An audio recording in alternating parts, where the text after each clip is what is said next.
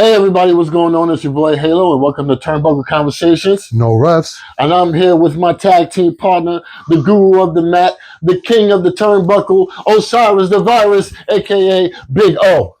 And I'm here with my boy Halo. You already know.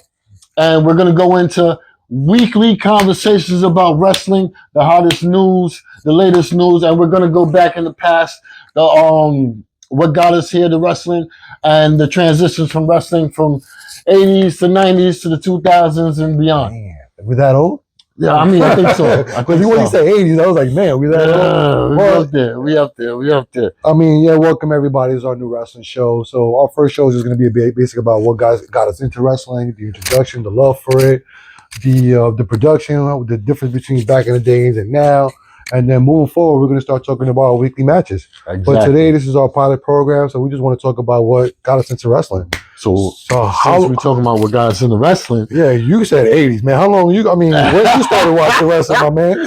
I need you to do that to me like that, but it's all right. You brought it up. That's all right. You said we forgive you. We don't judge. But you know what? All right. So not to date myself, the first real wrestling anything I watched was on a VHS. And for like people that don't know, VHS is what we used to watch before CDs. Not even I didn't even know CDs no more. Yeah, this was like little ribbon things that were put from later on. It was some ancient technology that y'all don't know nothing about. But it was a VHS of SummerSlam. I believe it was either 96 or 97, and I still remember the card because you had HBK versus the model Rick Martel. You had the British Bulldog versus Bret Hart. You had Kamala. This was in the British, that big stadium, that SummerSlam. Was it that? Yes, it was that big stadium. It was outside. Oh my God! It was the first time I saw wrestling. It was like it was the closest thing of seeing like Greek gods. You feel me? Like gladiators come out and stuff. Like I thought they came pre-greased up because they come out shiny and shit, hair wet and flickering and all that. They look like superheroes a little bit. You got the whole you're going way back the Kurt Hennig days. Yes, man. Yes. I started watching wrestling. Well, I was watching back in the days where like Hulk Hogan, Macho Man was on TV, but I wasn't like sitting there watching it like I knew the storyline. Like I would just watch it when it was on TV and then watch the matches. But then when Monday night, when I actually started watching wrestling was the first Monday Night Raw. When the first Monday Night Raw aired, from there on I've been watching wrestling since. So that's how way back I can go back as far as wrestling, as far as I can go back. So did you see the 1-2-3 Kid versus Razor Ramon when he got the pin, when he got the 1-2-3 Kid that's how way name? back I go. Yeah, that's what I'm talking about. And in that bingo hall is when they had the first show. Yeah, word. As a matter of fact, real quick, on my old job, we used to rent out copy machines. So WWE rented from us. Okay. And they had that anniversary show. I don't know if you remember where it was like a dual show where they had at Madison Square Garden and then they had half the show at the bingo hall because they wanted to do like some WWE anniversary. So I got the script from that show. Okay. So that's how, that's how way back when I was in that building, like when they see them setting up the ring and everything. Yeah.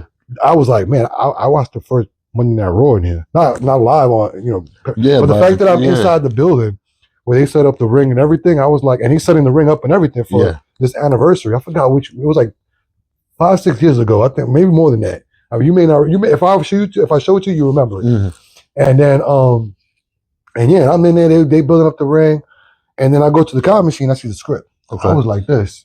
Was a script to Monday Night Raw tonight. I still got that copy home. So it was nice to even be someone. I'd have framed it. Well, it's hard to do. I mean, it's a whole script. It's not just one page. Yeah, but other than that, that's how way back I go wrestling. I go back as far as, like you said, Razor Ramon, 1-2-3 Kid, Bret the Hitman Hart, Shawn Michaels. We ain't talking about Shawn Michaels, the general manager. I'm talking about Shawn Michaels. I'm talking about even when he was with Marty Jannetty. No. The Rockers. The Rockers. That's how way back I'm going. Bro, I remember the kick through the glass. I was devastated because I thought as a kid, I'm like, he just put homie through the glass. That's how way back I'm going as far as watching wrestling. You know what's crazy? When you talk about Shawn Michaels, among other wrestlers, they all say the same thing, that he's the GOAT. Like he's the Hall of, like Ric Flair says it.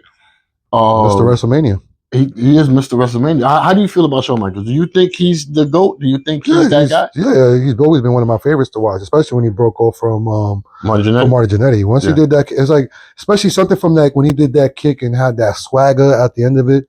From there on, I was like, he's been somebody I follow from his entire career, absolutely, straight through until you see him now as a general manager. So, like I said, I go back as far as, like you said, Big Daddy Kudizu when he was a champion and Bret the Hitman Hart beat him. Bret Hart and Shawn Michaels in the Iron Man match. I go back as far as when The Rock first came out as Rocky Maivia. I remember that too. I go back when Stone Cold came back. Cold came out as Stone Steve Austin. The $1 million. The $1 million champion. Yeah. We came out as that. Also, when he was in ECW, I watched ECW. Yeah, matter of fact, we'll want to talk about history. I also WCW. I go back as watching that. I watched even WCW when it first came out. See, a lot of people don't know about that era. Could please explain to them those Saturday nights where you had to stay up just to catch not just ECW. Yeah, it was like late night. It was like 12, 1 o'clock in the morning when you get those hardcore 2, matches. 3 o'clock in the morning. This is where even Rey Mysterio was on ECW. Yeah. So you had Jericho too. Yeah, because Jericho was from ECW. That's when Stone Cold was out. But if you want to go before that, that's when you had Taz. Yeah. Taz was that. Taz was that man. RVD, choking Shane everybody. Douglas.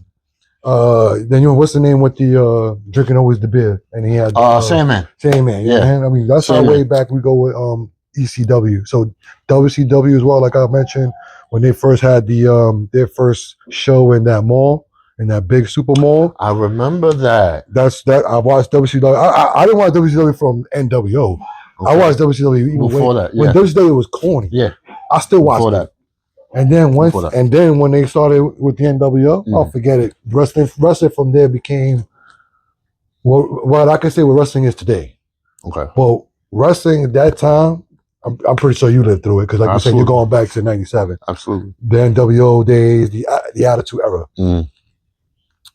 We went through all of that as far as wrestling. I was in high school. I mean, so that's how old I am. Then I met you in high school, doing the whole, suck it. The NWO T-shirt when you're rolling in packs and you're jumping people. Not for real, though. Not real jumping. We just having fun with the other guys. But it's like we did that, and we did it because we emulated these guys on TV. Because every week, it was just we was in school every day, just talking about it, doing about it. How did you feel? How many broken bones we had? So that's my homeboy Thurman from the sports show. So real quick, we used to be in our Lady Solid summer camp back here in Coney Island, as a matter of fact. Okay. We used to be the counselors, and to put on a show, we was the wrestlers. So we would be there not only in the church but also on the beach. Okay. Well, and not only, but we had actually real wrestling matches.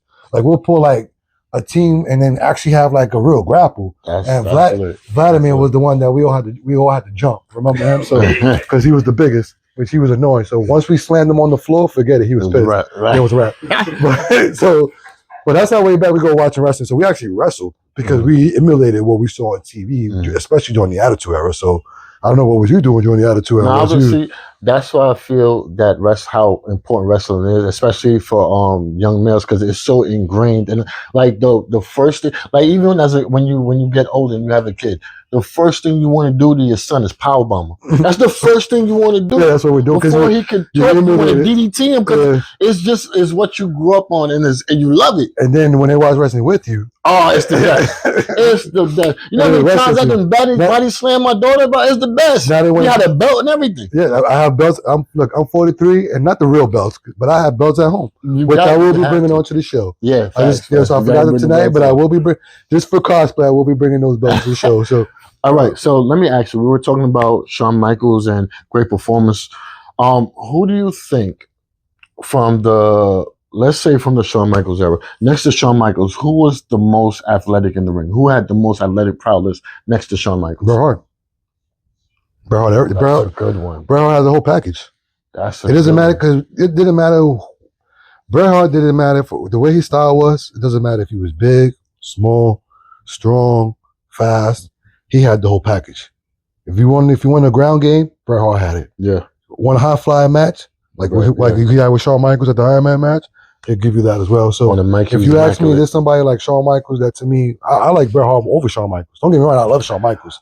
But if you tell me if I was to take the two, which I was disappointed that he lost at the Iron Man match. Yeah. But if you ask me between the two, like at that time, my favorite era at that time was Bret the Hitman Hart. At that era, because that time he was Bret the Hitman Hart was the bridge between that era where Shawn Michaels was popping and the Hulk Hogan era. Because to me, once Hulk Hogan, Macho Man, all these guys started leaving, it was just the only two people that was just there was Bret Hart and The Undertaker. Before Bret Hart left to WCW, so yeah, their journeyman. To me, Bret Hart was like that was my number one until Stone Cold came, but. He was my number one, and Shawn Michaels was number two. So, being that you like Bret and Shawn, how did you feel about the screw job? What was your take from? How did you feel about it? Well, you know, it's crazy. When the first time I watched it, I was annoyed. Right? This is when we first time watched it. Like like live. Like I was pissed because I'm like, how are you going to screw over the person? Like to me, it's like he's your leader in the locker room. Yeah, he's supposed to be your golden goose. Yeah, he's supposed to be. Yeah, he's the veteran. Like, how are you going to screw him over like that? Right? But then as you get older and you watch the business side of the documentaries and all that, then you start to understand, like, okay, yeah, you were being kind of selfish. Yeah. Because my thing is like, if it's a tradition, you're supposed to like drop up the belt before you. You should do that. Like, because to me, I've seen that no matter how big you are, I've seen every big star lose their last match. So to me, it's like, and you gotta like pass the torch. Yeah, absolutely. So the fact that Bret Hart didn't want to do that, I kind of understand when I got older. But just know, as a quick information, he wasn't the first one to get screwed like that. That young lady. Yeah, I learned that in the McMahon documentary. I did too. When I saw that in the McMahon documentary, which I thought was great. Beautiful documentary. It was a good documentary. Good documentary. Bret Hart wasn't the first one that got screwed. It was, I forgot her name. I forgot her name. I wish I knew her name. Oh my God. But when I first saw that, they did it the same way. Yeah, this almost the same. They just recycled them. So I'm not gonna lie. When I kind of saw that, it kind of made me feel a lot better, more for Bret Hart, because I was like, oh, then he wasn't the first. Because it wasn't the first time this happened to him. Like, yeah, it's messed up that it happened to him. Yeah. But I'm less disappointed because I'm like, oh, okay, it's not the first time this happened. He's not the first one. So but knowing that happened before, would that put you on guard, or being that you're the top guy, you would never think that it would happen to you? No, because so far from now learning that that's not only a one-off, it only happened. So I so far only seen it twice. Yeah, he was the second one. Yeah. If you really want to count the Hulk Hogan and the whole what's the writer's name? They became general manager, and then he was supposed to drop the belt to Jeff Jarrett, but then Jeff Jarrett dropped him. You talking about Russo? Yeah, unless you want to count that one as a screw job, but we don't count to say the legitimate two screw jobs, it's only been two in history. So I think these stars know that when it's time to pass the torch, they're not going to be selfish like how Bret Hart was and how it was. I don't know how that woman was. I think that I see now people like when Stone Cold went down for his last match, it was against The Rock. Absolutely, The Rock beat him. The Stone Cold beat him in every WrestleMania, but on the last WrestleMania when they met up, The Rock beat him. So it's always a passing of a torch. It's like one of my favorite matches of all time, Rock versus Hulk Hogan. Oh yeah, one of my favorite matches of all time. That was a great build-up.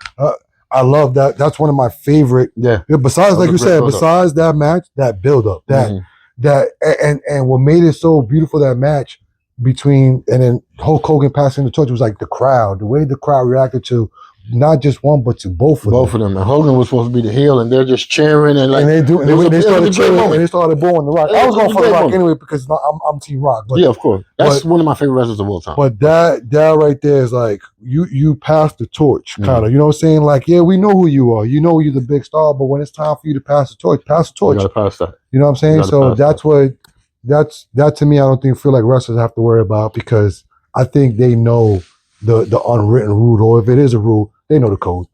All right, so going back from where we was watching wrestling and stuff like that, from the WWF days on Raw, when we was watching, where do you think the direction is going now? Because it's under new management. We're under the Paul Levesque era. I'm calling Triple H. Triple H era. We're really calling him Paul Levesque. I'm not going to lie. Paul Levesque is the business side. He's the businessman. I like Paul Levesque. Yeah. I like the businessman, because right now he's cooking. But Triple H, he's cooking with gas right now. Triple H is the CEO. How do you feel about that, pushing Vince out? First off, because I do want to bring up a time in the gap in wrestling where it was unwatchable. And it was dark days. That was a time where I had a cable box and I was just DVR it. And I was just like, not watching live because I knew how corny it was. Yeah, it was bad. So I would just wait till like the next day, grab my DVR remote and just be like, fast forward. But oh, no, fast forward. Oh no, this is back. Fast forward. And be like, all right, what's the main event? I'm like, and it would be like one good storyline.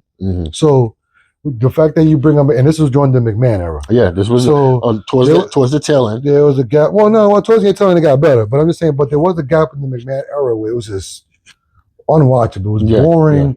Yeah. It was like watching paint dry on the wall. So not to say that Vince McMahon is not a legend, because he gave us years on top of years. Yeah, Attitude Era, the great television. Ruthless Aggression. Yeah, after the Ruthless Aggression, that's when it went down. Yeah. So, but then once I guess when TKO started coming in, it started getting better, and then he got pushed out. Yes. But now bringing that up, now that he got pushed out, did the product get better? The product went from like a 7 because it was humming. Yeah. Now it was at 11. Yeah. I know, and it was a small 7. Now it's 11. It's 11. A tough 11. Once that acquisition with TKO, which I think was at first I was kind of like skeptical about it because I was like, look, this has been a mom and pop business for a long time. Yeah, it's getting popping, because Triple H is now behind the scenes. Yeah, you still got McMahon on the side, but you see Triple H, they're more involved. But then my thing is like, but what would happen with the acquisition with TKO? Would Triple H still be there? Because McMahon was still there.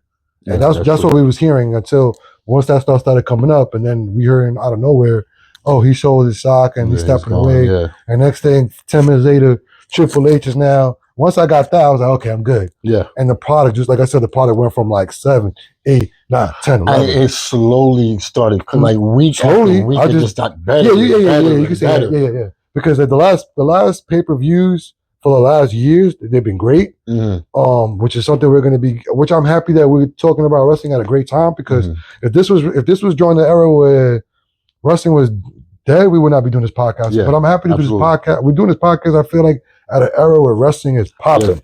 Yeah. Where Cody Rhodes, is Cody Rhodes my favorite champion? No, but when Cody Rhodes is a champion, wrestling is popping. Yeah. We have John Cena coming back this next year out of his retirement. For his retirement. 10 more or 20 more? How many matches? I don't know. I don't know the number. Okay. I'm just happy that they're giving him that retirement run as far as giving him matches. Yeah, he deserves it. I would like to see him against Randy Orton. I would like to see him maybe one more time with Dwayne Johnson. I would like to see him against one of these young guys to maybe like to say, to give him that. Speaking of these young guys, how do you feel about HBK in charge of the young talent that's coming up in NXT? Because they're cooking too. Like they've been having good product for notice a good time now. I notice the trend that I see that I think wrestlers can only relate when there's a wrestler in charge. I feel there's got to be a smart. It can't be a Kevin Nash. Like Paul Levesque, you can see a difference between booking between Paul Levesque and Kevin Nash. When you have somebody like Triple H, Paul Levesque, both legends. But the booking line is different. Very different. Very different. When you have somebody like Paul Levesque, and then was it the McMahon documentary where when we watch wrestling, right? These guys are wrestling every day. Yeah. Now these guys wrestle 3 days or 4 days out of the week now. They don't get that load, and so that helps with the product. That's true. That's what makes the show better. Then you have Triple H, who's in charge, who's a wrestler. It's like, listen, what you guys are going through, I've been there. Yeah, I've been through it. And mind you, I did it. I carried the load for you guys to what you have today. I wrestled every day for you guys to have these 4 days, and 4 days on, 3 days off. And you guys got rides. That's true. Some of you guys got rides, like them big buses. That's true. So people like Triple H and The Rock and Stone Cold, even John Cena, help make that, with the young guys what they have today. So did they set up a union for? Because I remember in the documentary it never happened. That never happened, right? But now with the way but they do have way better healthcare. That I know. Because you can see from the documentaries what they've been through back in the days, which, like I say, I respect that a lot. Yeah, you got to protect your product. I don't even want to call them products. I mean, well, the fact that you treat them like people. Yeah, that's true. You know what I'm saying? That you finally treat these people like people. Like, they're your money maker, they're your products. But the fact that you finally treat them people like they get. I like when they did the part when they brung in the guy they talked about CTE. after the Benoit thing. I kind of appreciated that about McMahon. When McMahon was the one that kind of brought that in and said, hey, they called the guy. They didn't like they called him. They called the guy and said, hey, can you come and do a presentation for my guys? So that's why they started banning. We're gonna talk about that with Kevin Owens with his power drivers. They started banning that. The jackknife. Tried to ban that. They were kicking the head. I guess they maybe like depending who it is. You know, because they're not letting anybody do it like they doing right now with Kevin Owens with the power driver, which is storyline driven. I can see why they're doing the power driver. I was surprised they brought back the stomp. That's what I'm saying. Maybe they only do it because they see that he's a safe worker. But if it was somebody like I don't know, like Nia Jax, who's not known for being a safe worker, they'd be like, no, you ain't kicking nobody in the head. But I just think that somebody like Seth Rollins is like, well, so far nobody's gotten hurt. No, so maybe they Seth Rollins hurt a couple people, though. No. Yeah, no. I mean, maybe storyline driven. Because that's like saying Randy Orton with the punt. He hurt Finn Balor. Randy Orton with the punt, right? Yeah, he did. He looked like he knocked McMahon out, but behind the scenes, I'm pretty sure McMahon was running the show for the rest of the night. You know that's the crazy thing, though. Like McMahon is almost a psychotic because he's like, every story you hear when he's doing these storylines, he tells you better really hit me, like you better lay it in. And I'm like, bro, don't hit. I'm 60 years, don't hit me. And then he's sitting in the back, right back on the headphone gorilla position, right back. So that's what I said. But I think for the Kevin Owens, like he's a safe worker. So I think that's why they let him do. I think it's because it's storyline driven.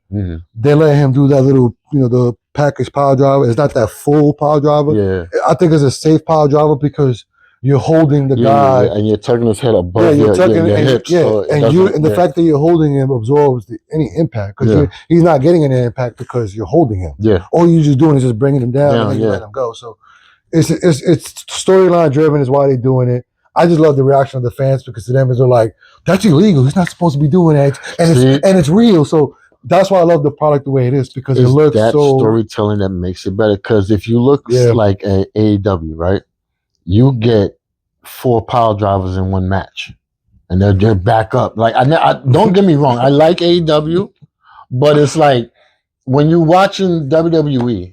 And you see a human being getting power drive, and he's visibly hurt. That's the reaction you were supposed to have. Not he pops back up and then does a hurricanrana and then gets hit again. Let's just say I'm not a fan of seeing somebody with their hands in their pocket the entire match. I'm not a fan of that. All right. I'm not a fan of that. You gotta give it to him. You gotta give it to him for making it work. You gotta give it to him. I can't see nobody else making that gimmick work. I'm not saying it's good. I'm just not a fan of it. I'm not saying it's good, but that's like Fandango.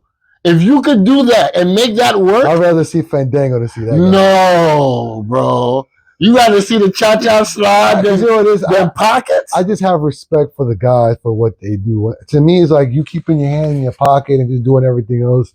It's like to me, it's like you're just like disrespecting the style of what it's supposed to be. I think that's want to see, and even though I think he locks up, right? He locks up. He locks up. But I just think that the gimmick of just putting your hand in your pocket, it's just not, just more than that. But comparing the two products right now, it's you got it's apples and oranges. David versus Goliath. Yeah. But this is not the story. This is not the story where David wins. So Goliath is Goliath. And the way that WWE is working with TNA, it's so much better than the way AEW is working with New Japan. That's dope. They're making them look good. When they started, and it's not like what I love about working with TNA, it's not like you see them like, well, next week this guy from TNA is coming. Like they make surprises, especially Royal Rumbles, when you be like, who's coming out? And you see the women's TNA champion and she gets a pop in front of thousands. They need this. Like, I know a lot of people feel bad that when they come over there, they lose the match, but it's not about winning the match. It's about the performance and it's about the pop. They went from maybe a couple of thousand people watching them to hundreds of thousands of people watching them in one night. That puts their stock up crazy. So it's like you need it. And when like Joe Hendry, I love Joe Hendry, bro. I fucking love Joe Hendry. Don't look at me. You better love Joe, bro. The song. No, that song is annoying. That song is the best. What do you mean? God. How it goes again? Say his name. Oh my God. He appeared. You know the song. Don't act like you don't know the song. You know the song. I know this. I know how it goes. I know that. But other than Joe that, Hendry, he's a gem. He's a jewel. And he's working with the Hardys now, right? Yeah, I'm like staying on TNA. No, they need Joe. I know we need Joe. I know when he came out too on NXT, he was like, "Oh God, I gotta see him on NXT as well." See, you're still feeling slighted by Sleepy Joe. That's not the same Joe. This is a whole different Joe. This Joe is the man, bro. And when you call him, he appears. That's loyalty. But the product of comparing AEW to WCW, I prefer WCW than AEW. I prefer watching WCW when it first came out than watch AEW. Huh? You rather dig up WCW at the day and watch AEW? I rather watch Dean Malenko versus Rey Mysterio. That's a classic. Man of 1,000 holes. That's a classic. You see, that's how we go. Dean Malenko. Google that, kid. Yes, Man of 1,000 holes. Look, YouTube, the Four Horsemen. YouTube that. Oh my God. Oh, let me ask you that. Okay. YouTube. I wouldn't want to say besides. Best faction, in your opinion? Because there's a lot of great ones. We got NWO. You got the Four Horsemen. You got DX. You know what's funny? It's the Four Horsemen. Four Horsemen? Because Thurman's throwing up the four over there because you know why. I'm a Horseman fan too, but I want to know your reason. Why? You know why? Because that was our group and we was wrestling in LA Solace. What? It was four of us. Okay. And I don't know if you remember. So we ran out of Coney Island. So I forgot his name too. He had a shop where he was doing the spray painting the hats.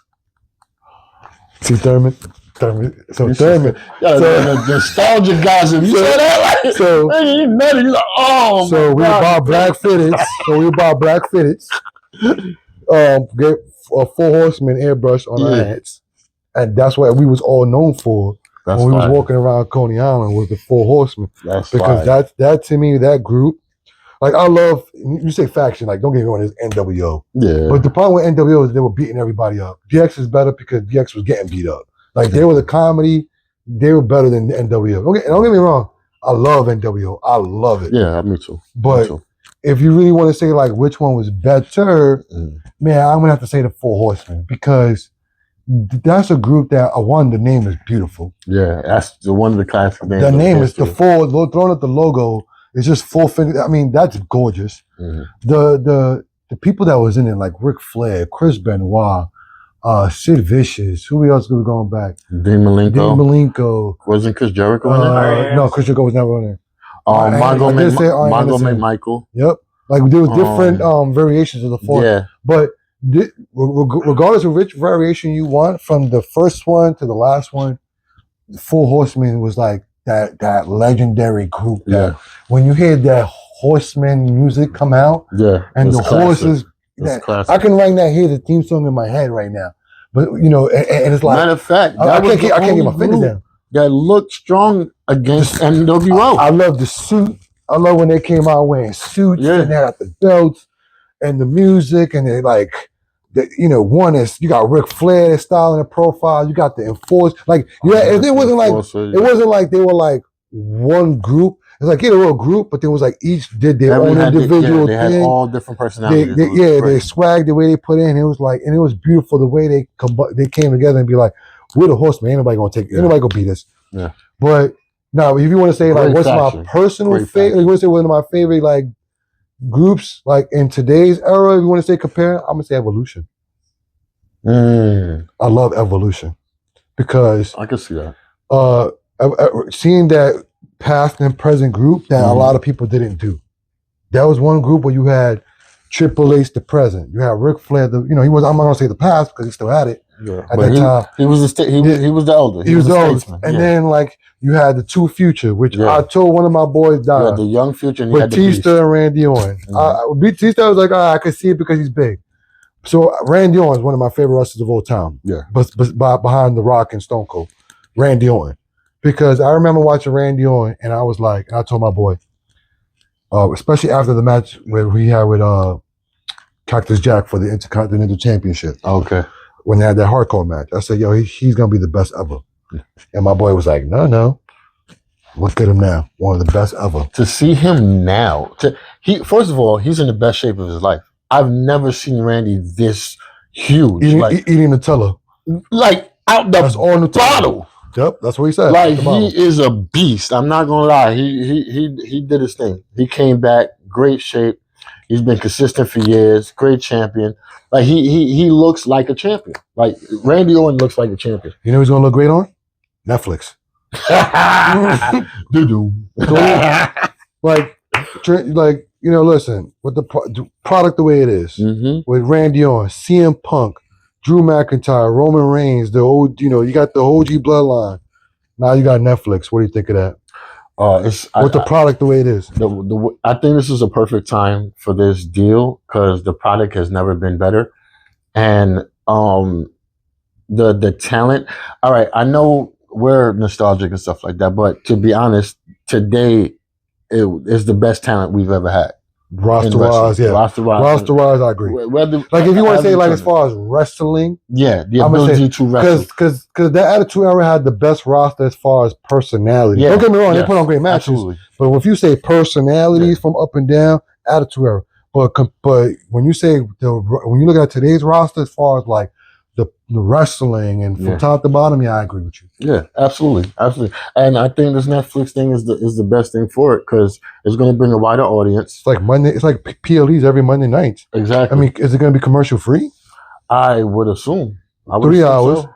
3 hours on Netflix, January 6th. We're looking forward to it. Yes, we'll be tuning in. Please tune in with us. We're going to do live reactions. It's basically another level that they go into. That's what I love about this wrestling. It's like it's going to another level. And I'm glad that we're doing this podcast is because we're going together. We're all going to be together going into this next level with wrestling.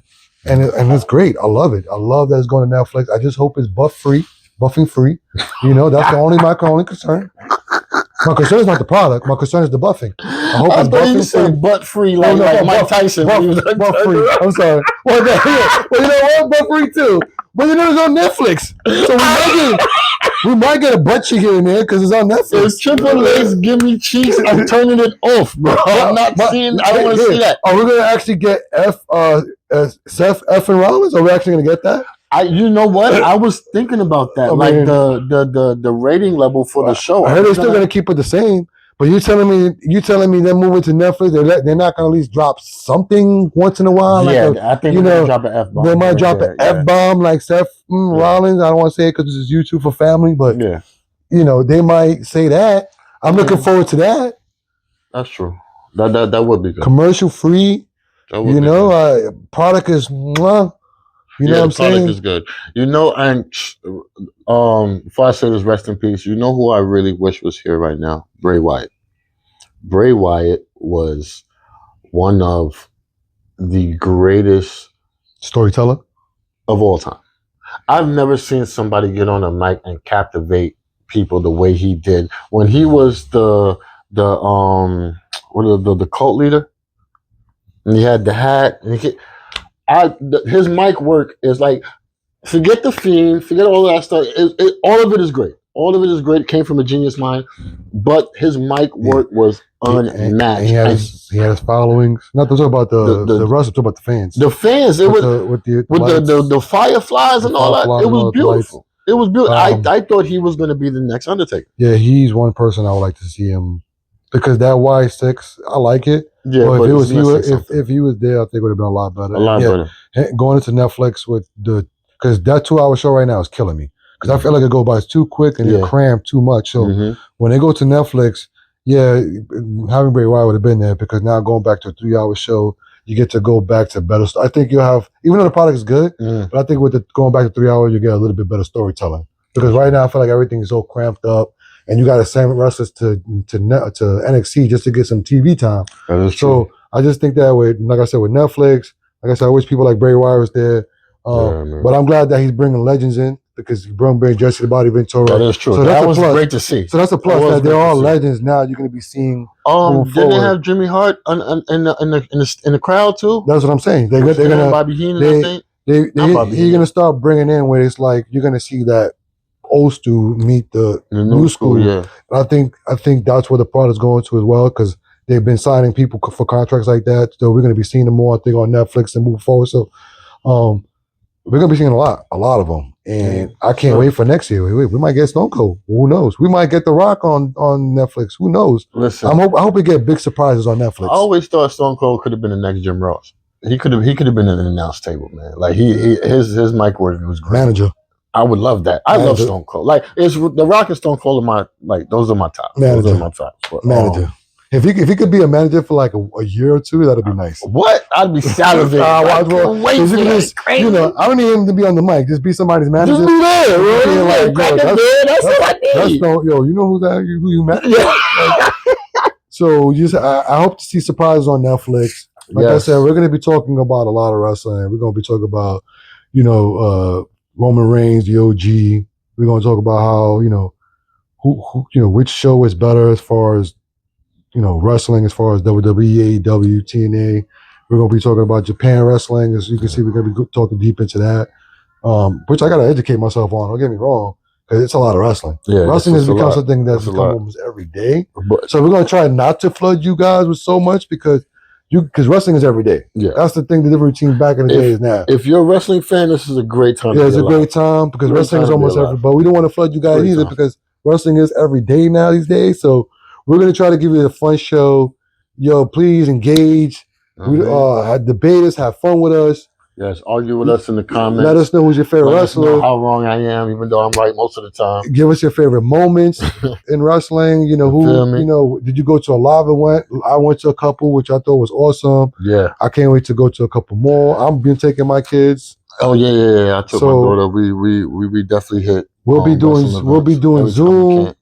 We'll be doing Zoom live reactions, watching Monday Night Raw, SmackDown, and PLEs. Please. Especially for Netflix, we're gonna see if we try to set up a live Zoom for that. So that'll be good. Because that everybody's gonna be tuning in for that. So why not? So let's have fun. Let's have a great time. Let's talk about wrestling. Wrestling. All right, I'm coming for the title. Just to let you know, I'm coming for the title. Hey, you can have it, bro. No, it's not like I can have it. No. I'm a manager. No, you're a manager. I'm a manager. You're supposed to be, even though we're tag team partners, but my body. I'm a manager. You're the manager. You don't want to wrestle me for the championship. I don't want to wrestle nobody. For the undisputed championship. I want to be the Paul Heyman of the YouTube community. So you're the guy in the back just pulling the strings. I am the wise man. The wise man. And I'll be Osiris the Virus. That's why I'll be winning the belts. People, tell us in the comments who's your favorite wrestler, what was your favorite era. Tune in every week to Turnbuckle Conversations. No refs with me, Halo, and your boy Osiris the Virus. Thank you for tuning in. Upper Level Production.